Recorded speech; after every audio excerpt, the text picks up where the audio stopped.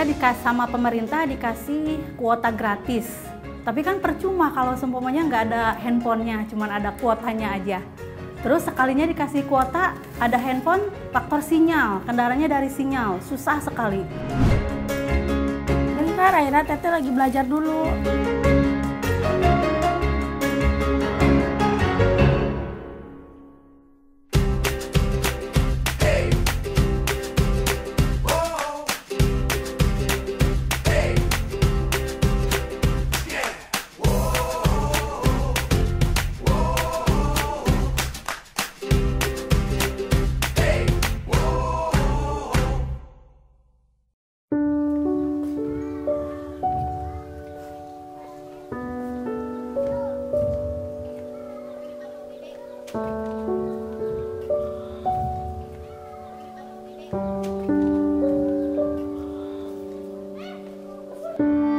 Ruang kosong, kelas-kelas yang sudah lama tak terdengar suara anak-anak bermain, belajar, dan suara ibu bapak guru yang mengajar lantang di depan kelas.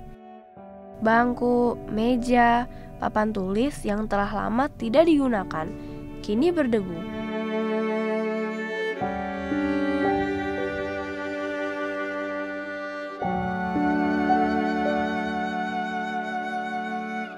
Waktu terus berganti. 16 Maret 2020. Hari pertama kami tak pergi ke sekolah seperti biasa. Sampai di akhir tahun 2020, kami masih saja menatap wajah teman-teman dan guru hanya dari layar laptop, komputer, atau telepon genggam. Ada? Ada. Mengirim semua tugas sekolah melalui email yang bisa dikirim semudah mengedipkan mata. Lalu sinyalnya, jangan tanya deh, wus, secepat kilat. Semua itu berkat peralatan digital yang serba canggih.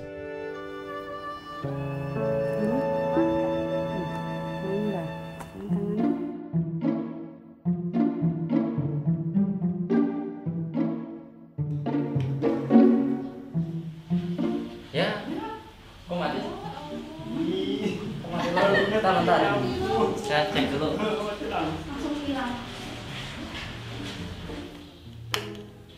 Oh iya, mati lampu juga nggak nyala, berarti mati lampu, betul. Nanti aja kita nunggu sampai nyala. Ulang lagi deh. Mau nggak mau, harus nunggu. Jangan lagi deh.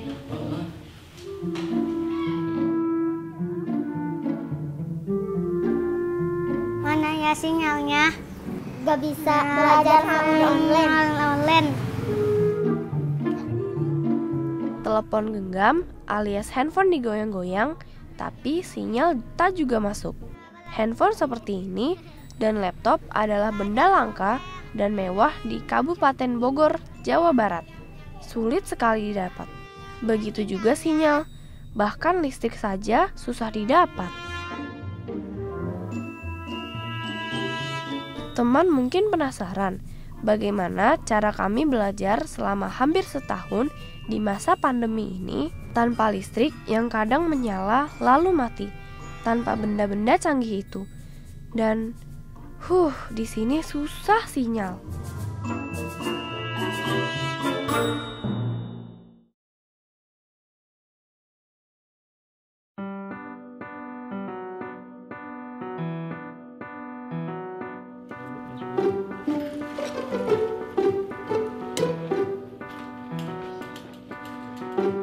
Pagi yang cerah di Kecamatan Rumpin, Kabupaten Bogor.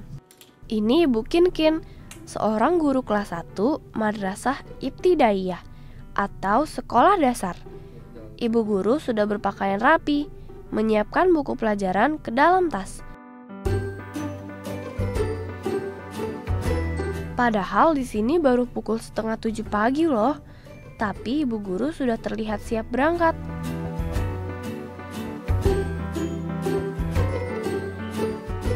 Tunggu. Apa teman ada yang bisa tebak ibu guru mau kemana?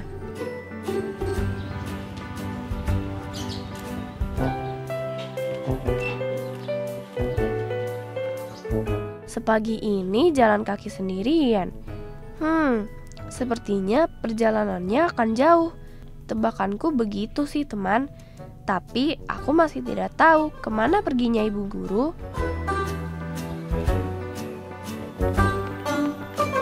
Melewati jalanan kecil, sawah, tanah yang becek, tikungan jalan yang menurun dan menanjak. Wah, ibu guru sudah seperti ninja Hattori saja, mendaki gunung, lewati lembah.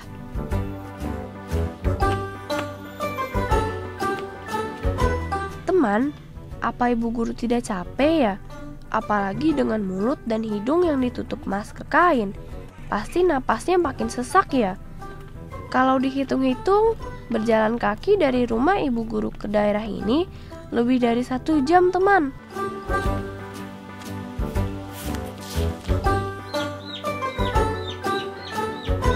Assalamualaikum warahmatullahi wabarakatuh.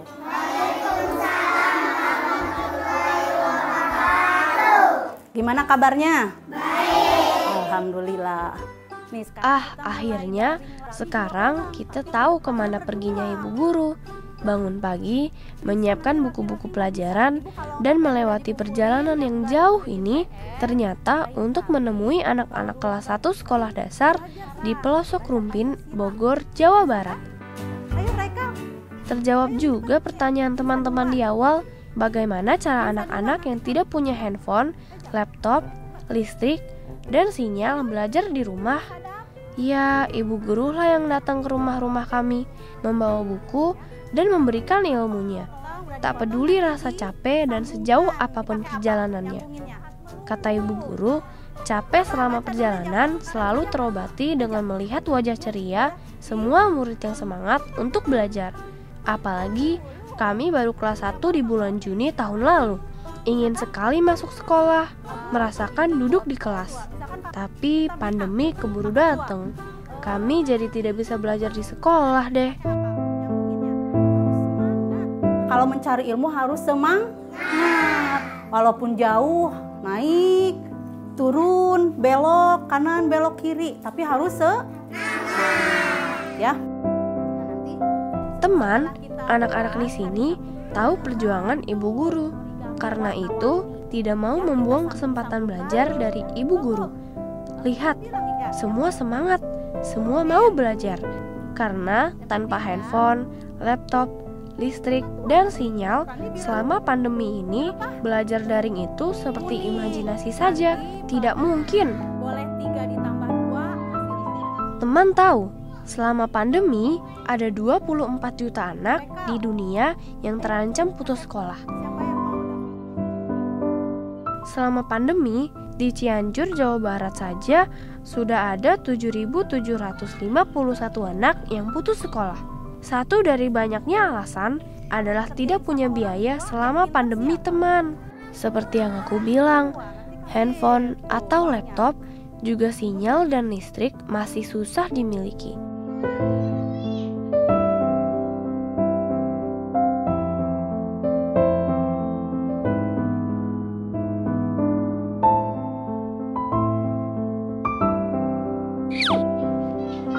Semua yang aku ceritakan ini benar-benar yang aku rasakan. Aku Siti, murid Ibu Kinkin, yang sedang menceritakan apa yang aku rasakan dan yang juga teman-temanku rasakan di sini. Berjuang untuk tetap giat belajar. Sesusah apapun keadaannya, ibu guru semangat melihat kami belajar. Aku juga jadi makin semangat ingin terus belajar. Apalagi aku dan anak-anak lainnya di kelas 1 ini belum bisa membaca dengan lancar. Kami tidak mau ketinggalan, ingin cepat pandai membaca.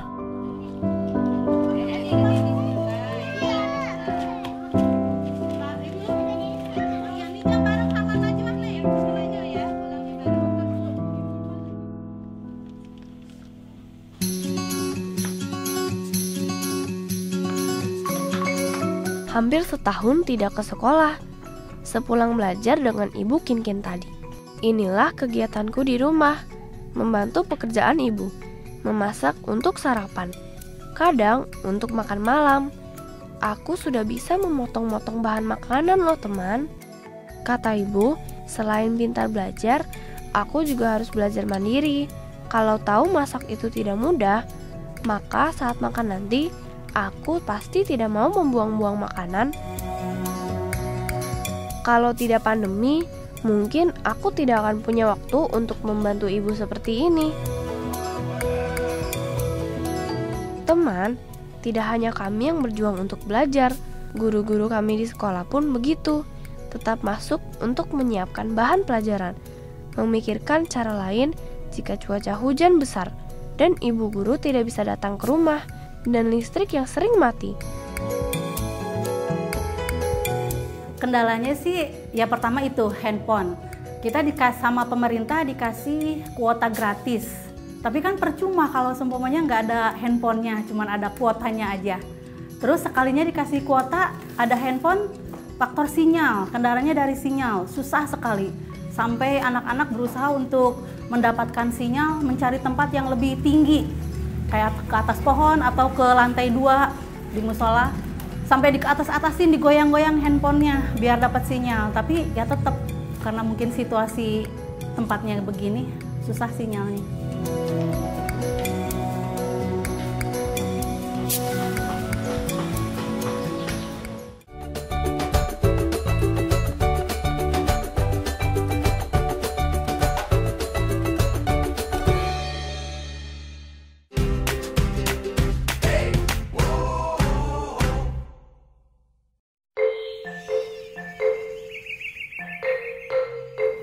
Tapi hancur. Bentar, Aira, Teteh lagi belajar dulu. Tugas. Bentar, nanti kalau Teteh udah selesai, Teteh kasih ke Aira. Satu rumah, 2 orang tua, dan 3 anak hanya punya 1 handphone. HP itu punya ayahnya yang biasa dibawa untuk bekerja. Ibu kadang pinjam untuk menelpon saudara. Lalu, bagaimana 3 anak ini belajar online?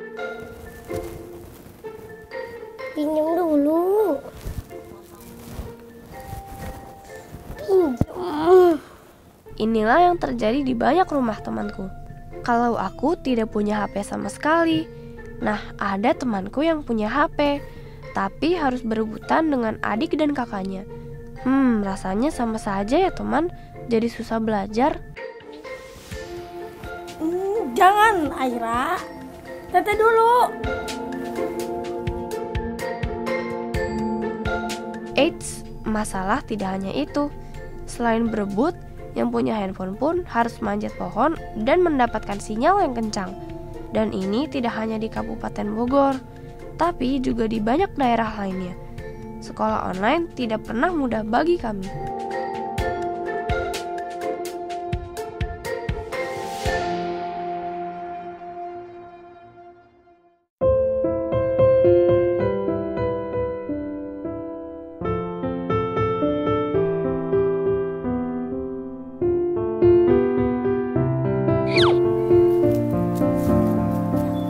Teman tahu, selama pandemi banyak sekali masalah yang kami hadapi. Anak-anak dari keluarga berekonomi lemah karena tidak punya fasilitas yang cukup untuk belajar. Banyak teman-teman lainnya yang putus sekolah dan memilih untuk bekerja, membantu orang tua mereka yang diberhentikan dari pekerjaannya di kantor.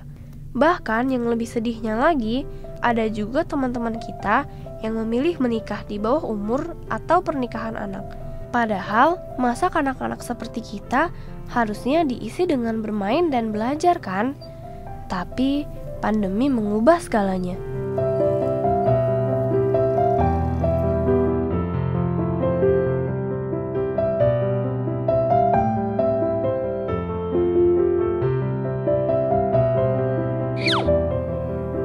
Kami, anak-anak, kadang tidak punya banyak pilihan selama pandemi.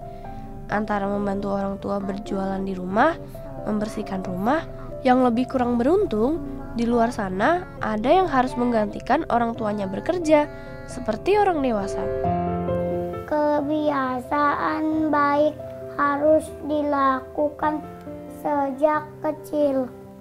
Menyenangkan orang tua adalah perbuatan terpuji. Di tengah semua hal menyedihkan itu, Beruntung aku dan teman-teman lainnya masih punya semangat belajar yang tinggi. Sendiri belajar di rumah, mengulang-ulang pelajaran, dan mengasah kemampuan membaca. Dari mengeja pelan-pelan, jadi lancar membaca. Karena kalau menunggu sinyal itu ada, mungkin bisa kehujanan atau jatuh dari pohon. Oleh karena itu kita harus menghormati orang tua.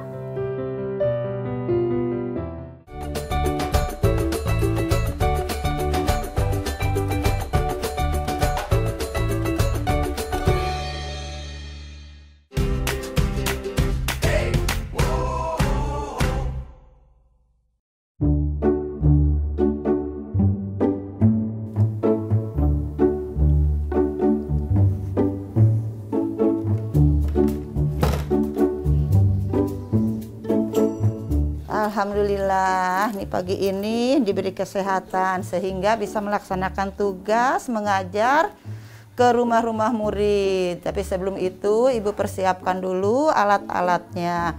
Satu, ya, kami selalu membawa papan tulis,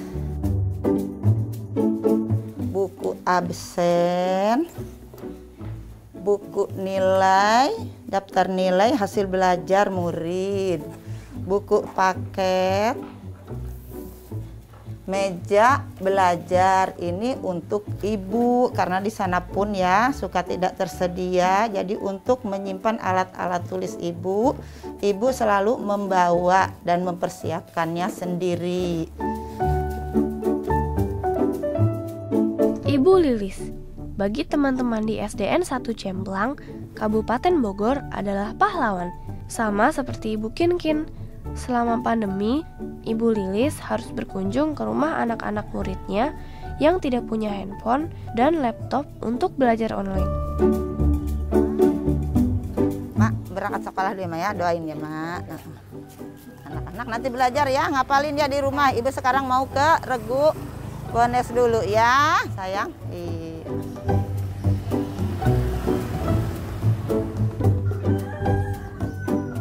Ibu Lilis sudah tidak muda lagi loh teman.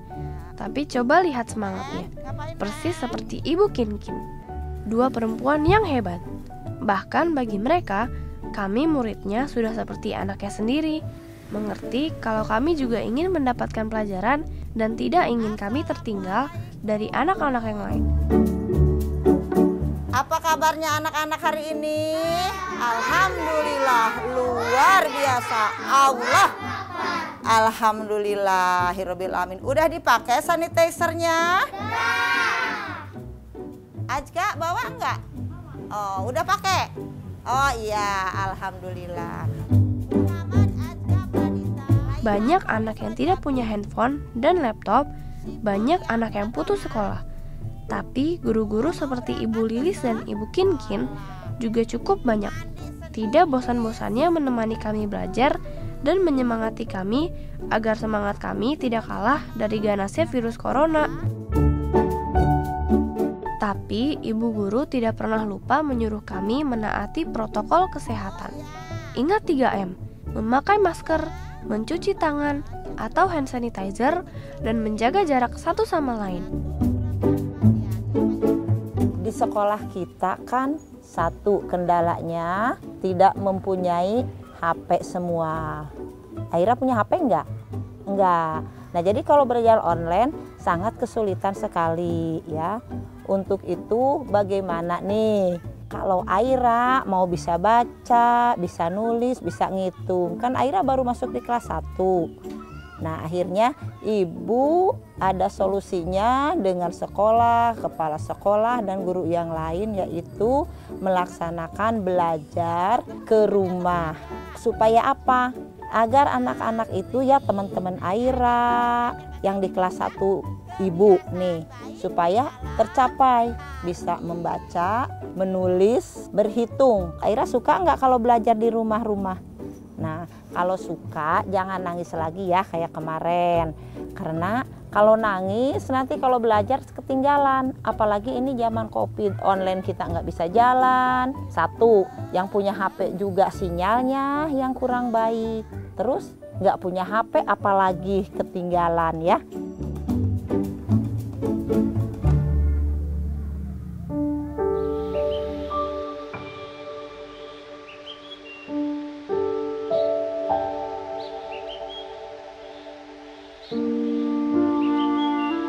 Kami memang tidak punya handphone, laptop canggih, dan keren.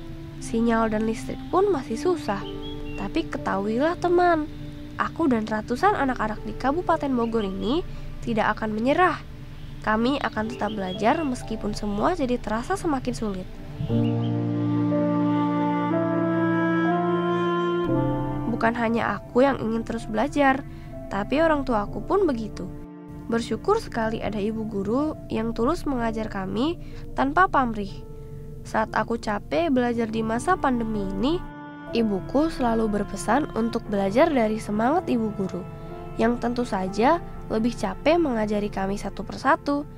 Keadaan seperti itu saja, ibu guru tidak menyerah. Kalau kita udah kerja sama orang tua, jadi istilahnya kalau ada apa-apa kita bisa tanggung bareng-bareng gitu. Kita nyari solusinya gimana gitu. Tapi mudah-mudahan selain dia secepatnya pergi coronanya gitu, kita akan anak-anak juga gitu suka pengen ya Bu pengen cepat-cepat tatap muka, pengen sekolah Bu, pengen sekolah. Kita juga merindukan itu, merindukan ya kumpul anak belajar dari ibu gitu, guru belajar bareng, pengennya begitu. Kalau sendiri emang sih rada malas tuh.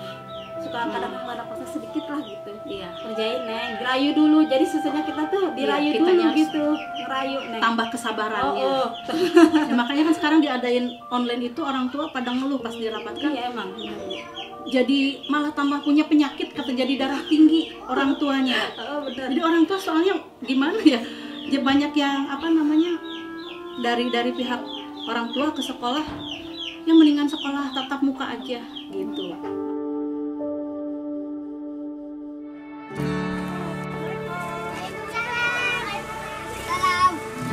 Kami ingin terus belajar, walau banyak sekali kesulitan yang kami lewati.